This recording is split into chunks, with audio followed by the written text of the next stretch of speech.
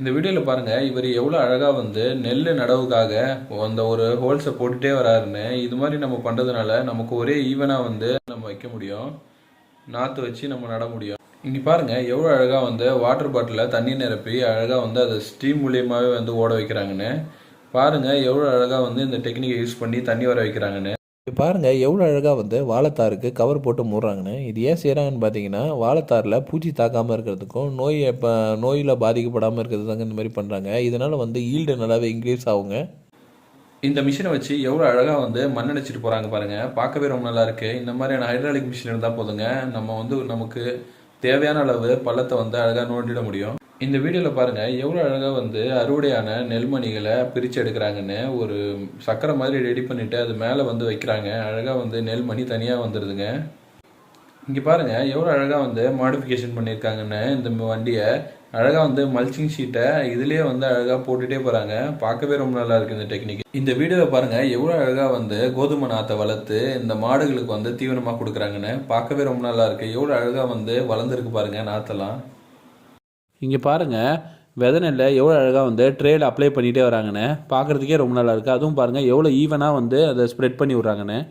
இங்கே பாருங்கள் இந்த ஒரு எக்யூப்மெண்ட் இருந்தால் போதும், நம்ம நல்லா ஒரு ஹைட்டில் இருக்கிற ஒரு பழத்தை கூட அழகாக வந்து பறிச்சிட முடியும். இந்த மிஷினோட பேர் பார்த்தீங்கன்னா ஃப்ரூட் பிக்கர். பாருங்கள் நம்ம முன்னோர்கள் எவ்வளோ அழகாக வந்து வயலுக்கு தேவையான தண்ணியை மாட்டை வச்சு அழகாக வந்து பாய்ச்சிருக்காங்கன்னு. பார்க்கவே ரொம்ப நல்லா இருக்குது இந்த டெக்னிக்கு. இந்த வீடியோவில் பாருங்கள் நம்ம நாட்டில் எவ்வளோ டெக்னாலஜி வளர்ந்துருந்தாலும் நிறைய வந்து மேனுவலாக தாங்க விவசாயத்தில் பண்ணுறாங்க. பாருங்கள் இந்த மூட்டையில் 2 பைப்பை குத்தி இவர் நடந்தே போய் இந்த உரத்தை போட போகிறாரு. எவ்வளோ சிரமமாக இருக்குது பாருங்கள். இங்கே பாருங்கள் இந்த வீடியோவில் அழகாக வந்து நெல் வயலில் இருக்கிற களைகளை எடுக்கிறதுக்கு இந்த கோனோ வீடர் யூஸ் பண்ணுறாங்க. பார்க்கவே ரொம்ப நல்லா இருக்குது இந்த டெக்னிக்கு.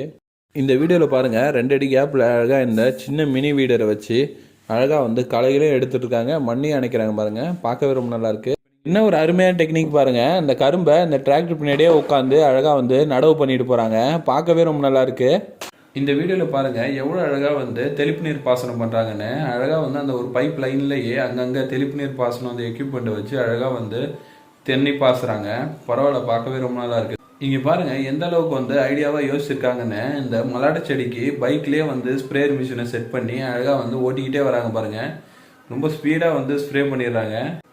இங்கே பாருங்கள் எவ்வளோ அழகாக வந்து மக்காச்சோளத்தை சக் பண்ணி எடுத்து அழகாக வந்து பவுடர் ஆக்கி விடுது பாருங்கள். ரொம்ப பார்க்கவே ரொம்ப நல்லா இருக்குது. இந்த வீடியோவில் பாருங்கள் எவ்வளோ அழகாக வந்து இந்த உருளைக்கிழங்கை அறுவடை பண்ணுறாங்கன்னு. இந்த ஒரு மிஷினை வச்சு அழகாக அடியில் இருந்தே உருளைக்கிழங்கை தன்னால் அப்படியே எடுக்கிறாங்க.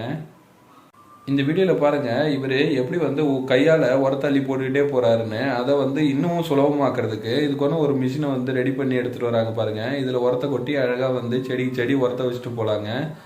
இந்த வீடியோவில் பாருங்கள் எவ்வளோ அழகாக வந்து ஒரு மினி ரொட்டவேட்டர் வச்சு அழகாக வந்து ஏறு விடுறாங்கன்னு. பார்க்கவும் ரொம்ப நல்லா இருக்குது. அழகாக வந்து களைகளை மடக்கி ஓட்டிடுறாங்க பாருங்கள். இங்கே பாருங்கள் இந்த ஒரு எக்யூப்மெண்ட் இருந்தால் போதுங்க, செடிக்கு செடி நம்ம உரம் வைக்கிறது ரொம்ப ஈஸியாக போயிடும். பாருங்கள் எவ்வளோ அழகாக வந்து ஒரு பைப் மூலியமாக வந்து உரத்தை ஒரு ஈவனாக போட்டுட்டு போகிறாங்கன்னு. இந்த ஒரு மிஷின் இருந்தால் போதுங்க, நெல் வயலில் வந்து அழகாக வந்து நம்ம அறுவடை பண்ணி முடிச்சிடலாம். பாருங்கள் நெல் மணிகளை தனியாகவும் அந்த நெல் சோலைகளை வந்து தனியாக வந்து கத்தை கட்டி போடுது. பார்க்கவே ரொம்ப அழகாக இருக்குது. இந்த வீடியோவில் பாருங்கள் எவ்வளோ அழகாக வந்து வயல்வெளியில் காக்கா, குருவி, கொக்கு இதோட தொல்லை இல்லாமல் இருக்கிறதுக்கு ரெகுலராக வந்து சவுண்டு கொடுத்துட்டே இருக்கிற மாதிரி ரெடி பண்ணியிருக்காங்க பாருங்கள். நல்லாவும் இருக்குது பார்க்குறதுக்கு இந்த டெக்னிக். இந்த வீடியோவில் பாருங்கள் ஒரு டேங்க் மருந்து எடுத்துகிட்டு போய் நம்ம ஸ்ப்ரே பண்ணுறதுக்கே ரொம்ப கஷ்டப்படுவோம். இவங்க எவ்வளோ அழகாக வந்து டிராக்டரில் மருந்து கேனை வச்சு அழகாக வந்து ஸ்ப்ரே பண்ணிட்டு போகிறாங்க பாருங்கள். இந்த வீடியோவில் பாருங்கள் எவ்வளோ அழகாக வந்து முட்டைக்கோசை மண்ணே இல்லாமல் விவசாயம் பண்ணி எடுத்துருக்காங்கன்னு. பார்க்கவும் ரொம்ப நல்லா இருக்குது. அதே மாதிரி ஈல்டில் எந்த ஒரு மாற்றமும் இல்லை. பாருங்கள் எவ்வளோ அழகாக வந்து அதை அறுவடை பண்ணியிருக்காங்க. இந்த வீடியோவில் பாருங்கள் எவ்வளோ அழகாக வந்து 2 வாட்டர் பாட்டிலை வச்சு அழகாக வந்து தெளிப்பு நீர் பாசனத்தை ரெடி பண்ணியிருக்காங்கன்னு. ரொம்ப யூஸ்ஃபுல் டெக்னிக்ங்க இது. எல்லாரும் இதை ஃபாலோ பண்ணுங்கள். இன்னும் ஒரு அருமையான யோசனை பாருங்கள், வயலுக்கு தண்ணி பாய்ச்சதுல எவ்வளோ அழகாக மாடிஃபிகேஷன் பண்ணியிருக்காங்க பாருங்கள்.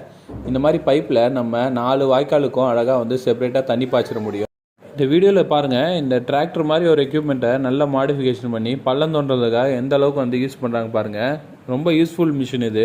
இந்த டிராக்டரில் பாருங்கள் இந்த ரொட்டவேட்டரை வச்சு எவ்வளோ அழகாக வந்து மண் அணைக்கிறாங்கன்னு. நல்ல ஒரு மாடிஃபிகேஷன் ஐடியா இது. இந்த வீடியோவில் பாருங்கள் இவங்க எவ்வளோ அழகாக வந்து நாற்று நடவு பண்ணிகிட்டே போகிறாங்கன்னு. பார்க்கவே ரொம்ப நல்லா இருக்குது. இந்த மிஷின் இருந்தால் ரொம்ப யூஸ்ஃபுல்லாக இருக்குங்க. என்ன மாதிரியான ஒரு யோசனை பாருங்கள், எவ்வளோ பெரிய மிஷினில் வந்து ஸ்ப்ரே பண்ணிட்டு வராங்க பாருங்கள்.